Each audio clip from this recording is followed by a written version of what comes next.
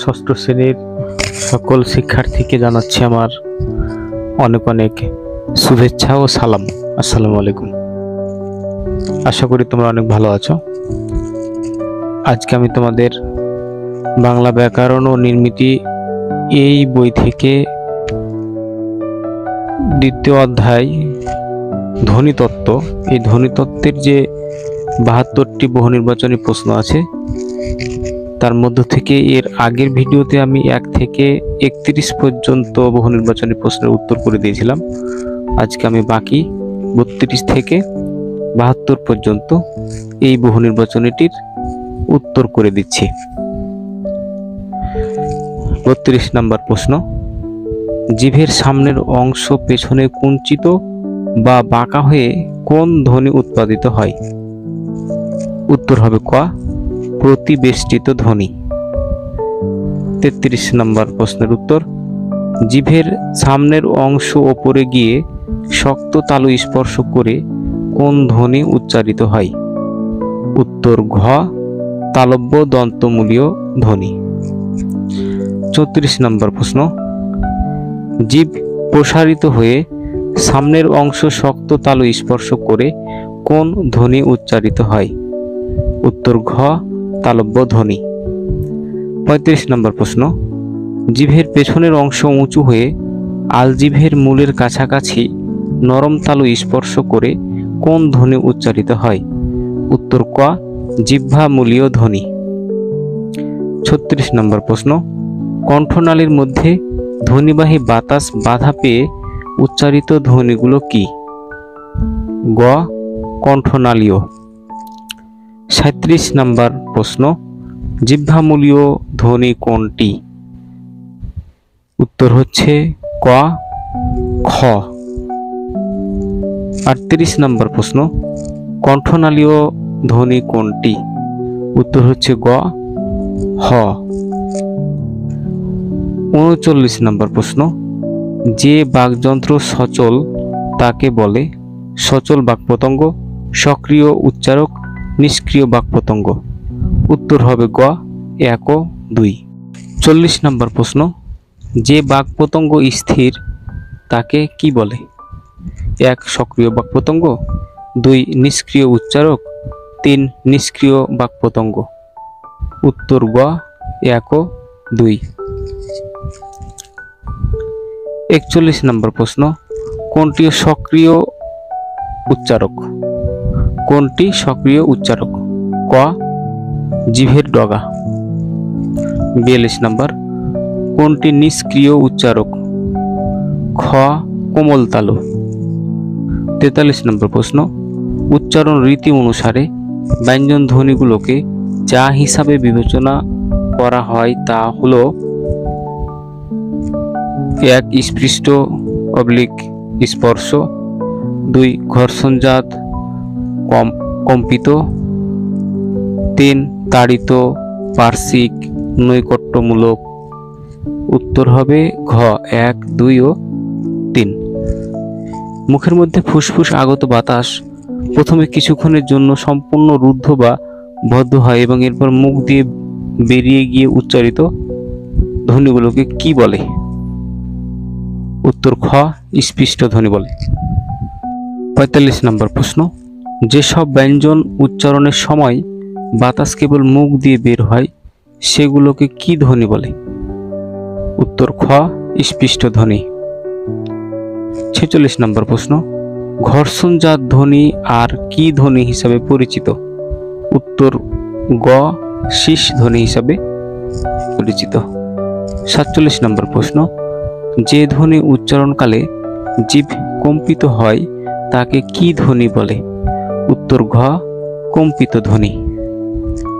48 নম্বর প্রশ্নের উত্তর, প্রশ্নটি হচ্ছে যে ধ্বনিগুলো উচ্চারণের সময় জিভের সামনের অংশ উল্টে গিয়ে উপরের পাটি দাঁতের মূলে একটি মাত্র টোকা দেয় তাকে কি বলে?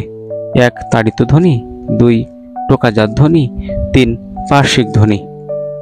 উত্তর গ, 1 ও 2।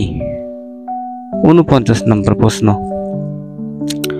যে ধ্বনি উচ্চারণের সময় বাতাস জিভের পেছনে এক পাশ বা দুই পাশ দিয়ে বেরিয়ে যায় এবং জিভ দাঁত অথবা দন্তমূলে অবস্থান করে তাকে কি ধ্বনি বলে? উত্তর ক, পার্শ্বিক ধ্বনি বলে। 50 নম্বর প্রশ্ন, অন্তুস্থ ব এবং অন্তুস্থ অ কোন জাতীয় ধ্বনি? উত্তর খ, নৈকট্যমূলক। 51 নম্বর প্রশ্ন, নৈকট্যমূলক ধ্বনির আরেক নাম কি? উত্তর খ, তরল ধ্বনি।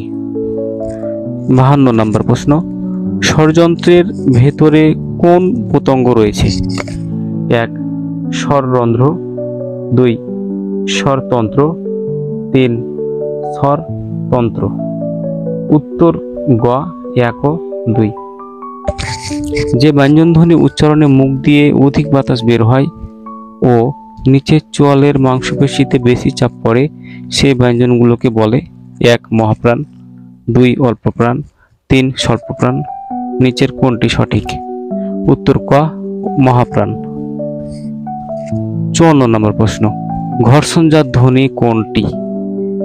উত্তর হচ্ছে ঘ, তালব্য-শ।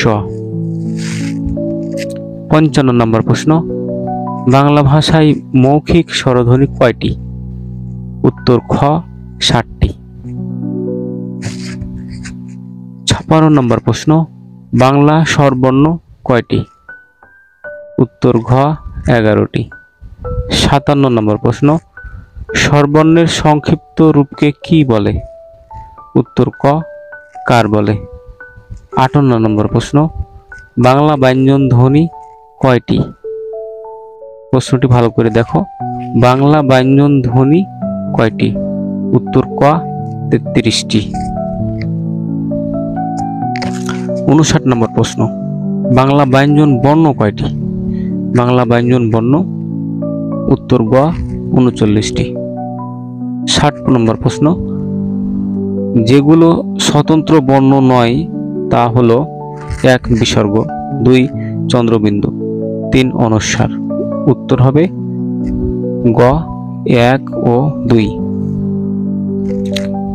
ব্যঞ্জন বর্ণের পূর্ণরূপ যে অবস্থানে থাকতে পারে তা হলো শব্দের শুরুতে, শব্দের মাঝে, শব্দের শেষে।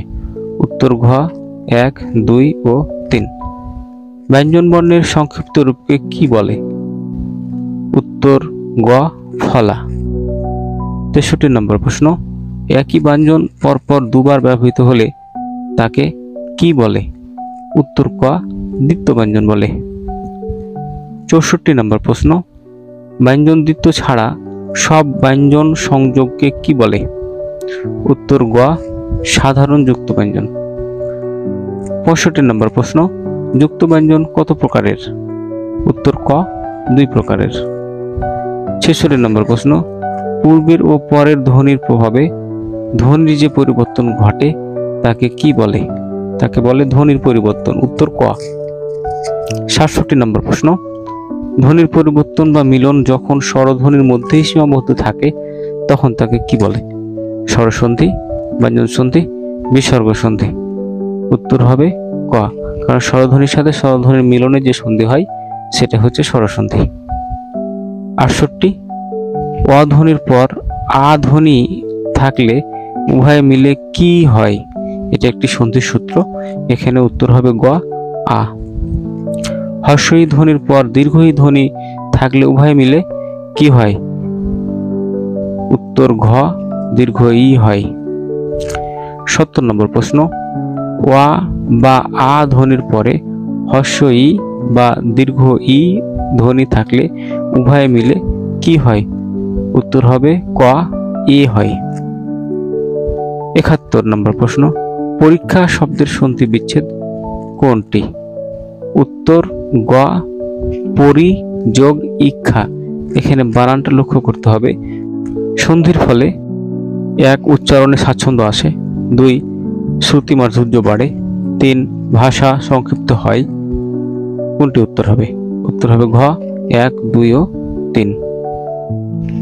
ধন্যবাদ সবাইকে, ভালো করে লেখাপড়া করো।